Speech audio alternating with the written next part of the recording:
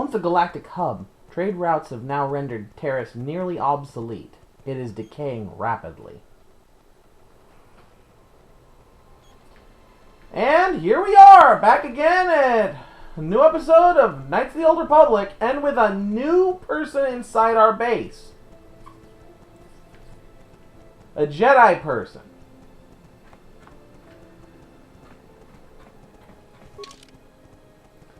And, though it wasn't announced last time, shortly after her rescue, Bastila Shan is added to the party. Bastila is our first Jedi party member, which means something a bit peculiar. This is the introduction of Force powers and lightsabers. Force powers are typically buffs, debuffs, or spells, for lack of a better word, that can be cast at the cost of Force points. Most light side powers are buffs or healing buffs. Most dark side powers are debuffs or damaging abilities, with the only exception being Force push.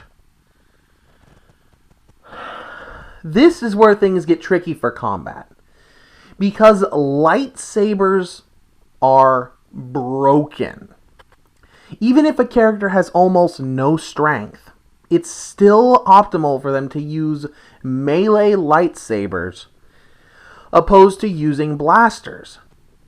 Not only because lightsabers do more damage even with a low strength, but because lightsabers also deflect blaster fire, as we see in the show, or the movies, and also the show. There was the Clone Wars, and I guess Rebels, but I don't really count Rebels. So, lastly, Bastila herself is somewhat of an enigmatic character. She has the ability Battle Meditation, but she will at no time throughout the adventure while she is with us use it. Which is a shame, because there is no better neutral buff in the sequel than Battle Meditation. Bastila is primarily light side, which for the first time means something other than just her personality.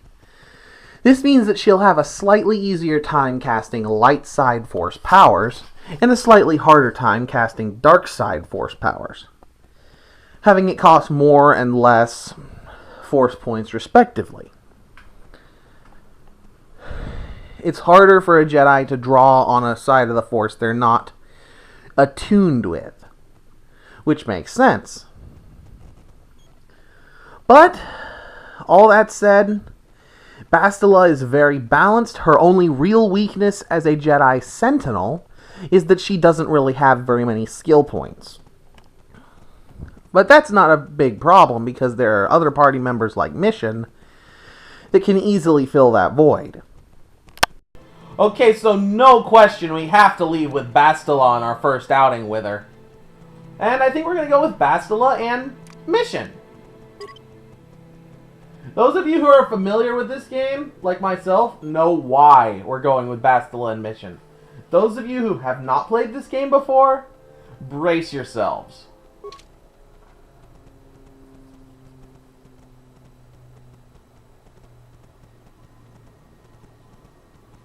Sprawling capital of Taurus covers most of the planet. It was built over a century of prosperity.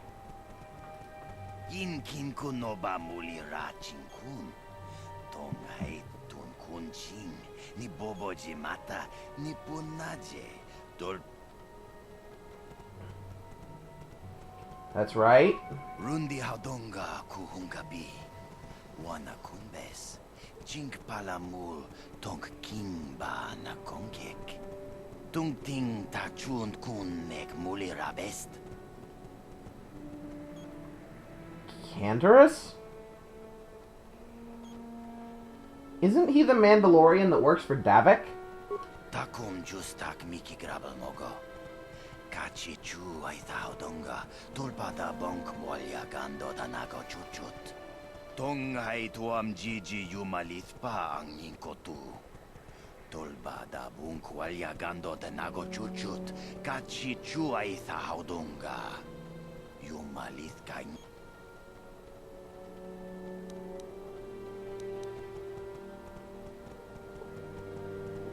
Thanks for the message. I'll go meet him in the cantina. Shagjikin Lord Chawata Uma? Kava volpa mulchi gumana. King kun shajiking. Ni king kun oba mulira jikun. So now we have a meeting with Cantorus. But before we do anything, it's time to level up our jetty. Bastila, as I said, is somewhat balanced. She's more keen to be a good ranged character early on, except that lightsabers are so broken that you're still going to want her to be a melee fighter regardless. So then the question comes with, what do you want Bastila to be? I goofed up. I didn't give this much thought going into the episode. I think our Bastila is going to be... Let's see here. We're tanky. What we really need is a supportive character. Somebody who can help us out. So I'm going to increase her wisdom score.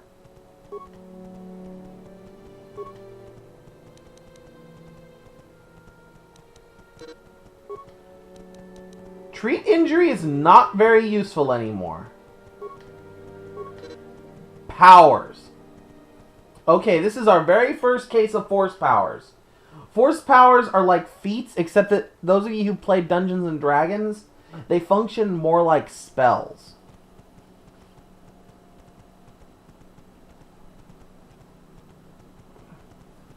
This power right here that we can't select for 2 more levels is the force power.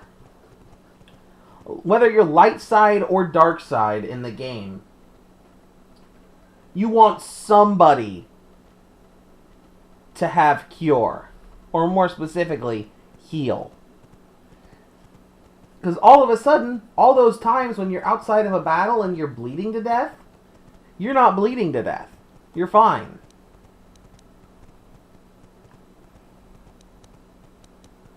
However, you can see there's a large number of powers. I normally like to make Bastila more on the dark side.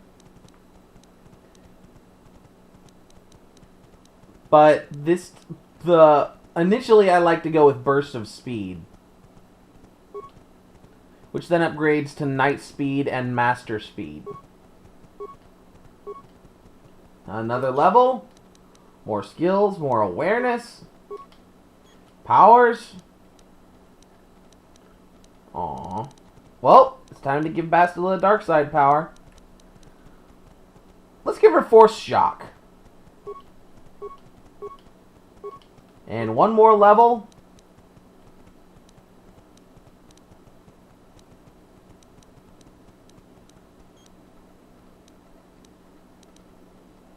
She only has 2 class skills. Well, technically 3, but one of them's Persuade.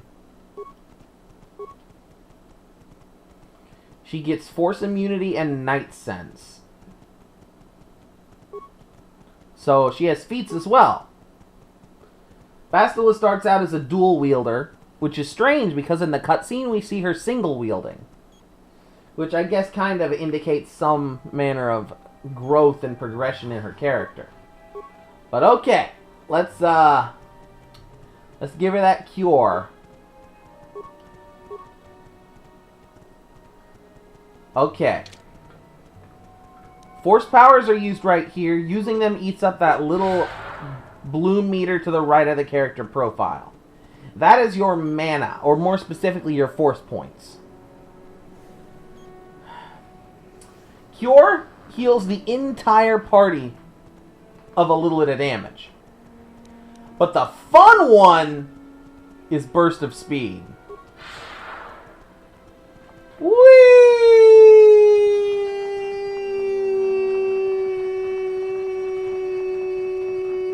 I'm not gonna stop you.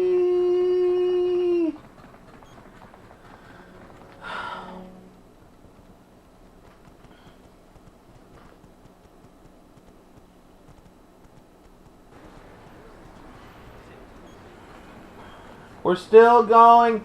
Rolling around at the speed of sound. Got places to go, gonna follow the force though. That's right. Hey, Bastila, you ever use the Force just for fun? You know, a little jolt of the Force to trip up some jerk who's ticking you off? I would never use the Force for such petty and trivial revenge. The mere thought of it's preposterous. Oh, come on. There's gotta be times when you thought about it. Don't be so stuck up. You can tell me. I am not stuck up. I merely have the years of training to give me the wisdom and understanding to see how childish such an act would be. Childish? Is that a crack about my age? You ain't much older than me, Miss High and Mighty. Just 'cause you're some Jedi doesn't mean you can be a prissy little... That wasn't funny. I have no idea what you're talking about, Mission. Come now, let's get going. Please, do try to be less clumsy in the future.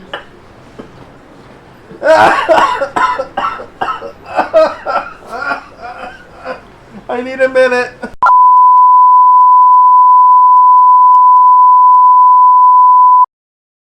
Okay, sorry for that cut, but holy cow, is that not the funniest thing? Yes? That's just like one of those things that is just fantastic. I love that cutscene. A lot more than I love the static I'm hearing right now. But anyways, we have a number of options. I think first we're going to check on the Upper City Cantina to see if we can find Cantorus there. If not, maybe Azure has the match with Bendek ready. Oh, I never gave Bastila her equipment. I'm slipping. I'm keep on slipping, slipping, slipping into the present.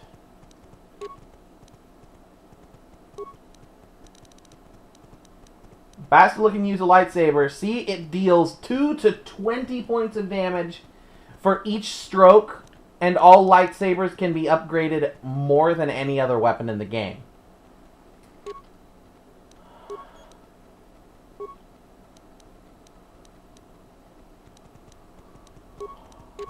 Oh.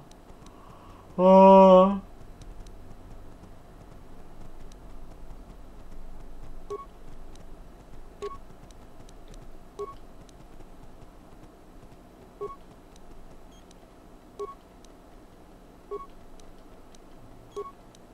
Let's give those to her. And Brejik's belt protects from bludgeoning. The one cool thing I haven't shown yet is when you're running around, if you tap Y, your character does a standing flourish. And you can do that while running it, even at force speed. Yes? You can do that with other weapons as well, but not blasters or pistols. Though they fixed it in the second game.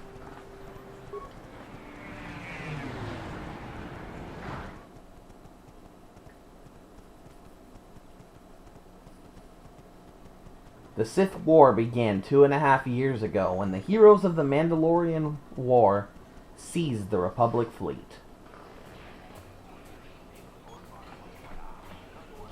I saw you in the swoop race. Very impressive. You seem like you know how to get results. That's just the kind of person I'm looking for. What are you talking about? My name's Cantorus Ordo. I work for Davik Kang in the exchange. The hours aren't great, but they promised me a fortune to work for them. And I have nothing better to do. Mandalorian mercs like me are in high demand. But lately, Davik hasn't been paying me what he promised. I don't like getting cheated. So I figure it's time for me to break the Sith quarantine and get off this backwater planet.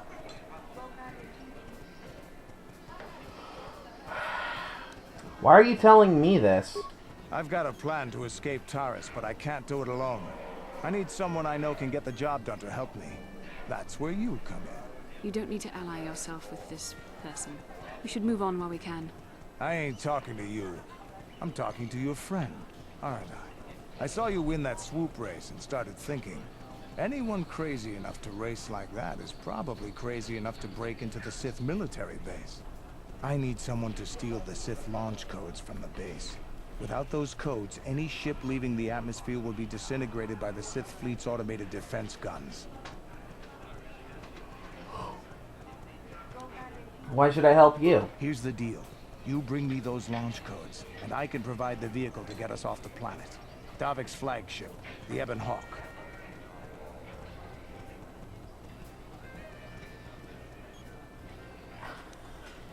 How am I supposed to get inside the Sith military base? Getting in won't be easy. The Sith base is protected by an encrypted security system. It would take a top-of-the-line astromech droid to slice through it. Lucky for you, I know just the place to get a droid like that. Davik was having one custom built by Janice Nall.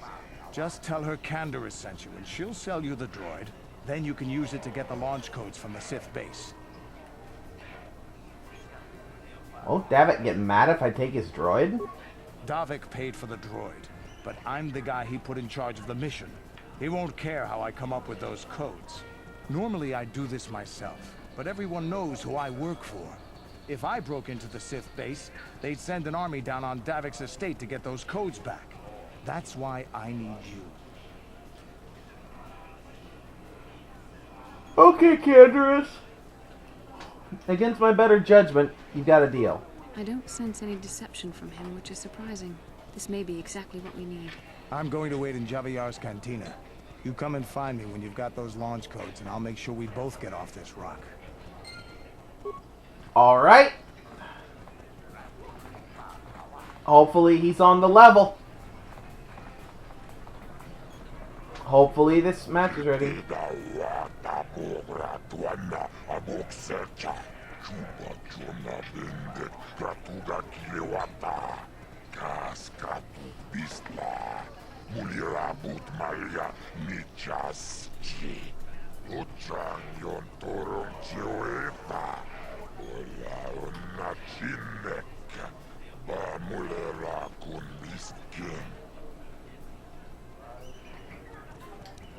Let's get on with the match!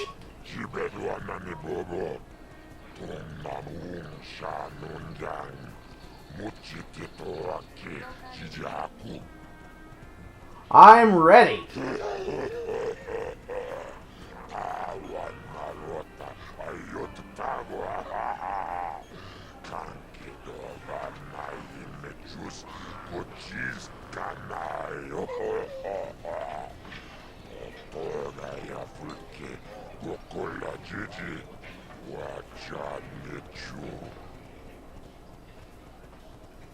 Ladies and gentlemen, come with me now on a journey to the savage days of years gone by, to a time when two combatants entered the arena and only one came out alive. They're illegal. They're banned. They've been outlawed for nearly 10 years, but we've got one for you tonight. A good old-fashioned death match. In this corner, a living legend. A man whose very name would make his opponents shake in their boots. If any of them were still alive. Out of retirement for one last battle, Bendik Starkiller! And who would be crazy enough to step into the ring with such a lethal legend? Who would be mad enough to face almost certain death merely for your enjoyment? Ladies and gentlemen, feast your wondering eyes on the mysterious stranger. And now, the moment we've all been waiting for. Let the death match begin! Okay. Bendik uses grenades. That's the step up he takes from Twitch. But as you can see, he single wields, which means once he's actually engaged in combat, he's nowhere near as threatening. And he starts with a blaster, which means he's just as vulnerable to grenades as we are. Still, that said, do not pull punches.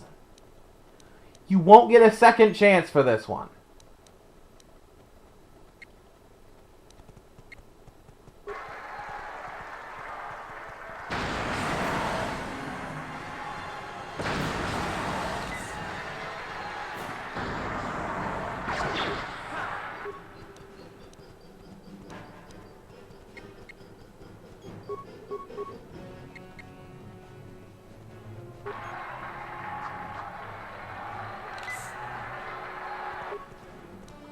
Uh-huh.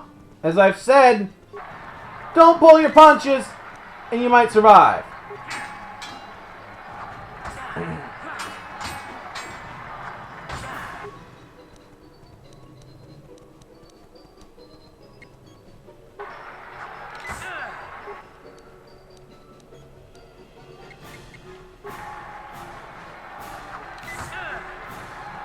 Come on.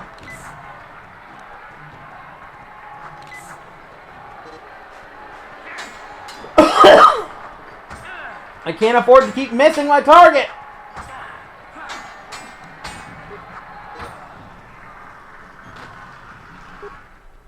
First game over.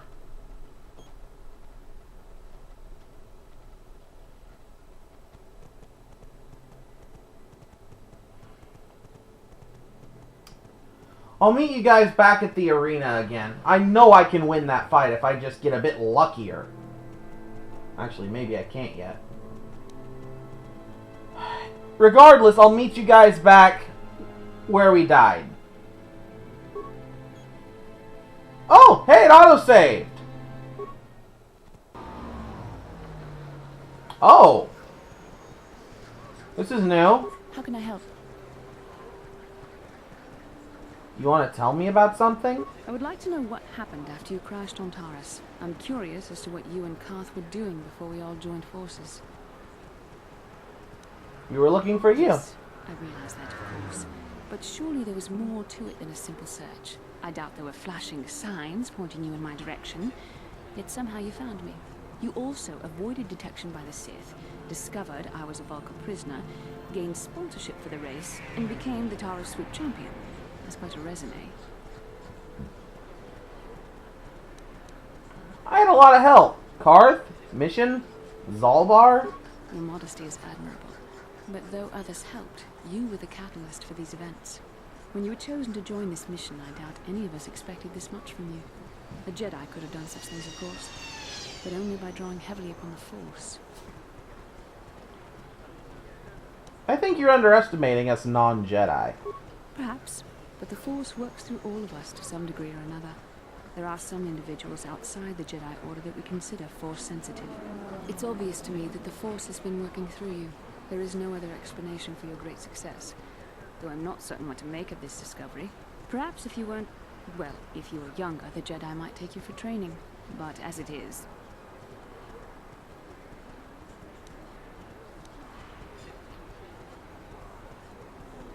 What are you trying to say? Sorry, I've overstepped my authority. I'm speaking of things that are best left to the Jedi Council. For now, let's just accept the fact that you're gifted. Hopefully, between your abilities, my Jedi training, and the skills of our companions, we can find a way off this planet. Okay, let's, you know what?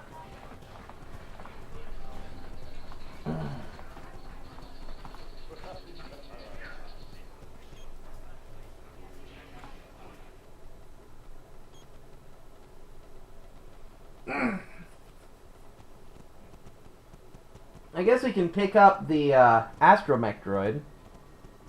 The Republic now faces Sith forces of startling strength. The resources of the enemy seem limitless.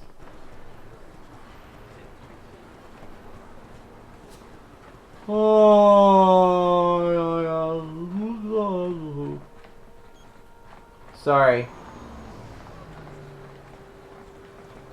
Well, it was unfortunate that I wasn't able to beat Bendick Starkiller in this episode, but there's always the chance. That first grenade did a lot more damage to me than I thought it would. Hey, Bastila. You ever... I would never You've already use seen this. Oh, It's come hilarious on. as it is. You've I already am seen not. it. Childish. You've already seen it. Is that a... We've already seen it. I have no idea.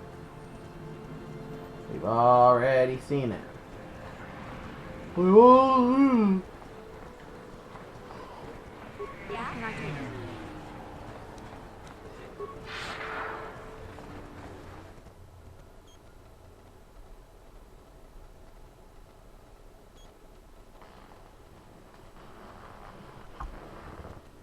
As Jedi, Reverend Malik led Republic forces to victory in the Mandalorian War.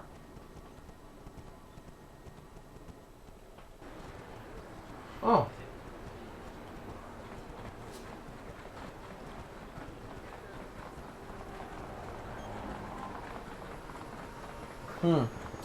Sorry, that kind of broke my concentration. I got a notification from something that said my dad was playing a game online.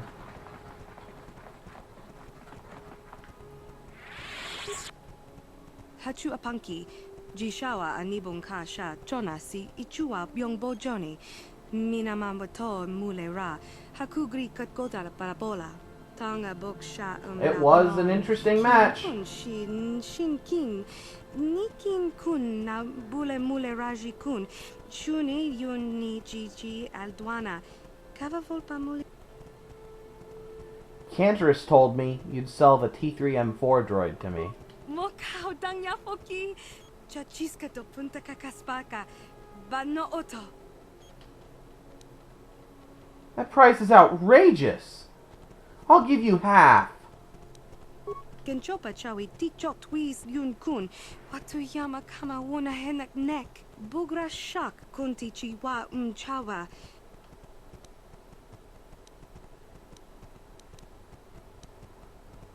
It's a deal.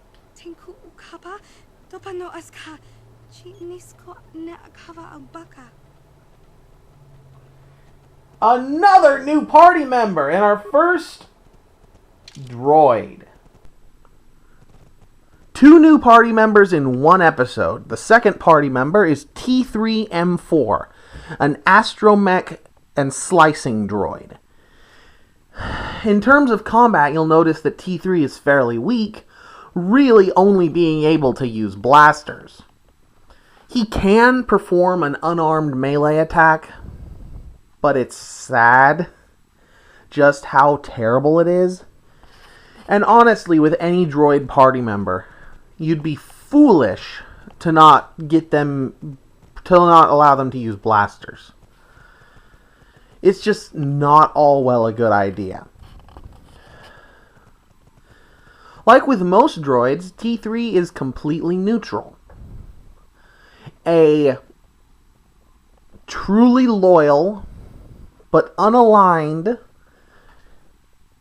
automaton with a very high threshold for using his skills. In fact, T3's starting +5 to intelligence is the absolute highest of any starting party member. Sadly for characters like Mission, with the exception of the inability to use stealth, T3 makes all skill-based party members obsolete, including the created character. This is why I do not suggest using a scoundrel. A scout can still have some skills in terms of persuade and heal, which are skills that party members cannot use on you or on the field. But as far as T3 goes, you have no need for anyone else to have skills at this point. And being that he's a droid party member means he is subject to droid party upgrade modules. Droid character upgrade modules can increase his absurd intelligence and formidable dexterity to even higher levels. I hope you enjoy the ancestor to R2-D2 illegally modified to be the best skill-using mechanical interface droid ever made.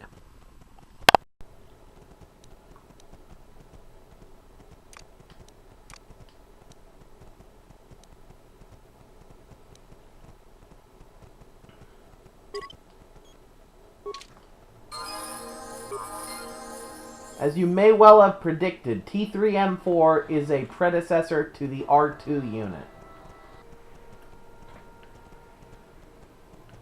Despite its different design, follows a similar role.